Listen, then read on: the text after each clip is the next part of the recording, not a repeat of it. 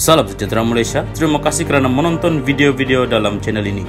Sebelum kita mula, jangan lupa untuk tekan tombol subscribe, share, like dan komen.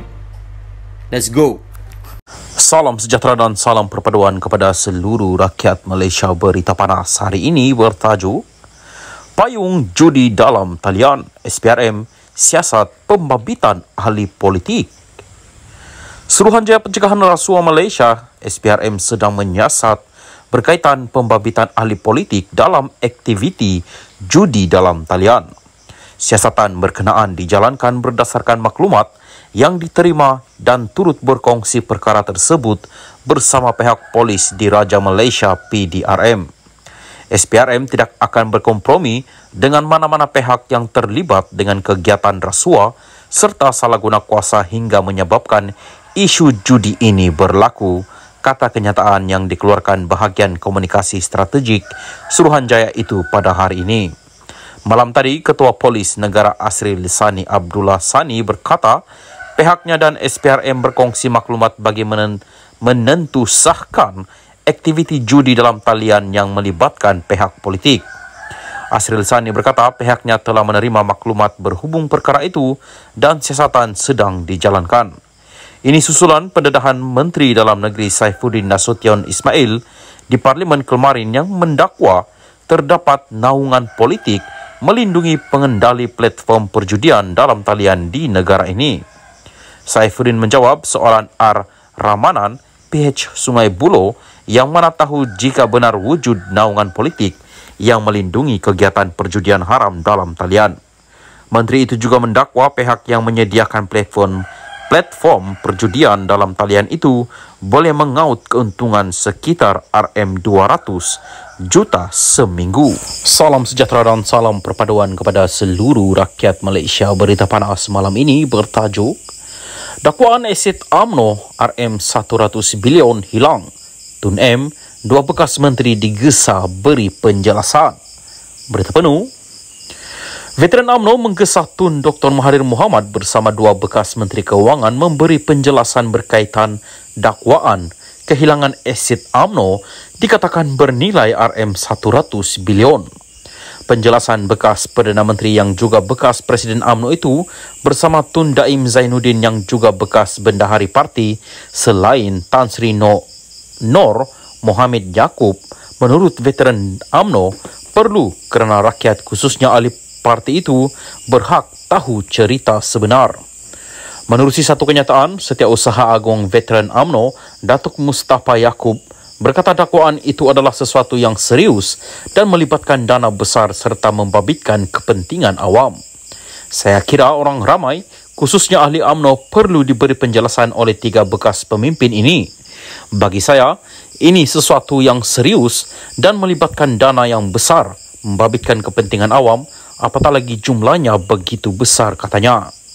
Mustafa merujuk dakwaan pengendali laman blog Malaysia Today, Raja Petra Kamarudin, kononnya wujud pertelegahan di antara ketiga-tiga bekas pemimpin itu berhubung isu aset berkenaan. Sudah pasti dakwaan Raja Petra ini sesuatu yang serius, sekaligus perlukan penjelasan tiga bekas pemimpin UMNO ini kerana isu berlaku ketika era Dr. Mahathir menjadi Perdana Menteri, katanya.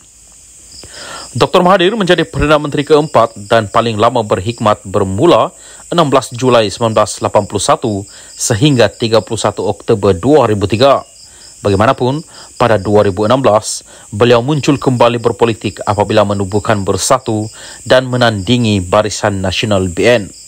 Pada 2018, dalam satu kejutan politik, Bersatu bersama parti-parti sekutunya melalui gabungan Pakatan Harapan PH memenangi pilihan raya umum ke-14 dan pada usia 93 tahun, Dr. Mahathir kembali menarjui negara sebagai Perdana Menteri ke-7. Daim pula menjadi Bendahari Agung UMNO antara 1984 hingga 1999 dan juga Bendahari BN. Beliau dilantik sebagai Menteri Keuangan pada Julai 1984 oleh Dr. Mahathir sebelum melepaskan jawatan itu pada Mac 15, 1991.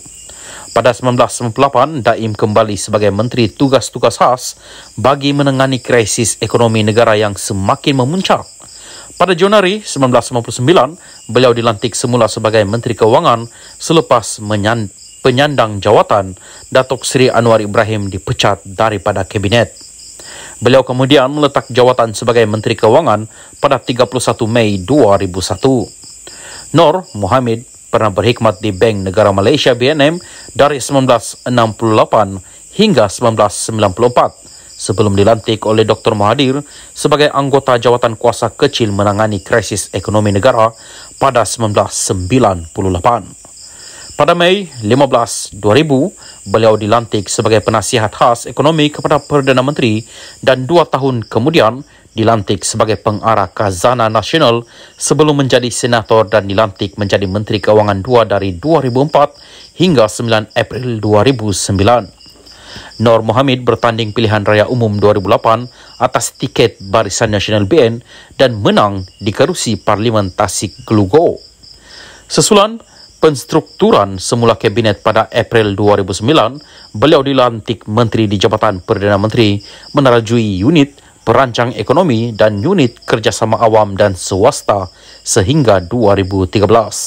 Sementara itu, Mustafa berkata, pihak berkuasa berkaitan lain khususnya Suruhanjaya Pencegahan Rasuah Malaysia SPRM juga wajar menyiasat dakwaan sama kerana ia satu tuduhan yang serius.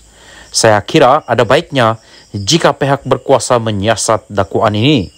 Jika dakwaan benar, ini bukan satu perkara biasa kerana jumlah nilai asid begitu banyak, katanya. Katanya lagi, isu asid UMNO pernah dibangkitkan ketika Datuk Seri Najib Razak menjadi Perdana Menteri dan juga Presiden UMNO, namun tiada pembongkaran lanjut dibuat.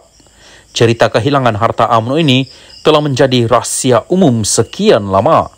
Ahli UMNO ternanti-nanti untuk mendapat jawapannya. Semasa Najib menjadi Presiden UMNO dan Perdana Menteri sebelum ini, ada usaha untuk membongkar rahsia di sebalik kehilangan harta UMNO itu. Tetapi Najib tidak bersetuju atas dasar pri kemanusiaan, katanya.